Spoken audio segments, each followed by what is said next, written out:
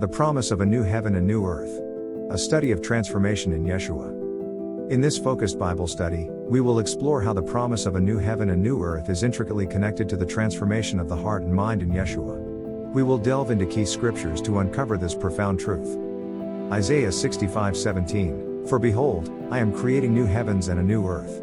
The former things will not be remembered, nor will they come to mind. This prophecy by Isaiah speaks of God's promise to create something entirely new, where the old will be forgotten. Ezekiel 36:26-27 Moreover I will give you a new heart. I will put a new spirit within you. I will remove the stony heart from your flesh and give you a heart of flesh. I will put my ruach within you. Then I will cause you to walk in my laws, so you will keep my rulings and do them. God promises a profound inner transformation, replacing our hardened hearts with hearts receptive to His Spirit. 2 Corinthians 5:17, Therefore if anyone is in Messiah, he is a new creation. The old things have passed away, behold, all things have become new. Here, Paul emphasizes the transformative power of being in Yeshua, where one becomes a completely new creation. Revelation 21:1-5, Then I saw a new heaven and a new earth, for the first heaven and the first earth had passed away, and the sea was no more.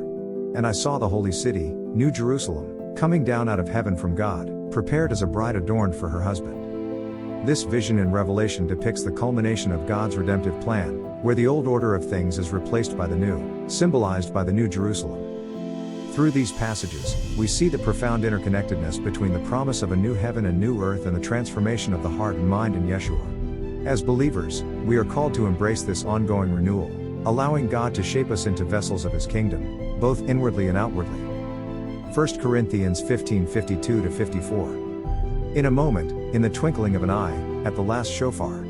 For the shofar will sound, and the dead will be raised incorruptible, and we will be changed. For this corruptible must put on incorruptibility, and this mortal must put on immortality. But when this corruptible will have put on incorruptibility, and this mortal will have put on immortality, then shall come to pass the saying that is written, Death is swallowed up in victory. Receiving the promise of the new heaven and new earth in our hearts and minds now in this life is vitally important for several reasons. Preparation for eternity. Embracing the new heaven and new earth in our hearts and minds prepares us for eternity. It aligns our desires, values, and perspectives with God's kingdom, ensuring that we are ready to fully partake in the eternal reality when it comes. Colossians 3:1-2, Therefore, if you have been raised up with Messiah, keep seeking the things above, where Messiah is, sitting at the right hand of God. Focus your mind on things above, not on things on the earth. Transformation of character. Receiving the promise of the new heaven and new earth initiates a transformation of character. As our hearts and minds are renewed, we begin to reflect the values of God's kingdom, love, righteousness, peace, and justice. This transformation shapes us into the image of Messiah, making us fit for the eternal dwelling in God's presence. Romans 12:2, Do not be conformed to this world but be transformed by the renewing of your mind, so that you may discern what is the will of God, what is good and acceptable and perfect. Living in alignment with God's will. When we internalize the promise of the new heaven and new earth, we begin to live in alignment with God's will here and now. Our actions, attitudes, and relationships are guided by the principles of the coming kingdom, bringing a foretaste of heaven to earth. Matthew 6:10, Let your kingdom come, let your will be done on earth as it is in heaven. Witness to the world. By embodying the reality of the new heaven and new earth in our lives, we become witnesses to the world. Our transformed lives testify to the power of God's redemptive work and His desire to renew all things. This draws others to seek the same transformation and hope in Messiah. Matthew 5:16, Let your light shine before men in such a way that they may see your good works and glorify your Father in heaven. Preventing spiritual stagnation. Without embracing the promise of the new heaven and new earth, we risk spiritual stagnation and complacency. Focusing solely on the temporal pleasures and pursuits of this world can lead to disillusionment and despair. However, when our hearts and minds are set on the eternal reality, we find purpose, joy, and hope even in the midst of life's challenges.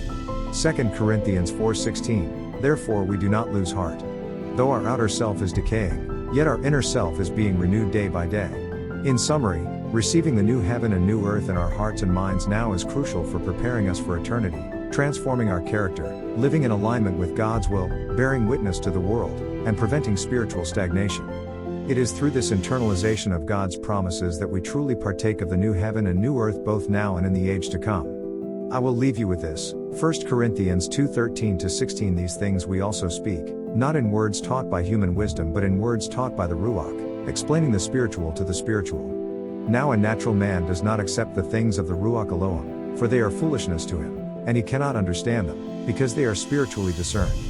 But the one who is spiritual discerns all things, and he himself is discerned by no one. For who has known the mind of Adonai, that he will instruct him? But we have the mind of Messiah. Ephesians 4:13-15. This will continue until we all come to the unity of the faith and of the knowledge of Ben Elohim, to mature adulthood, to the measure of the stature of Messiah's fullness.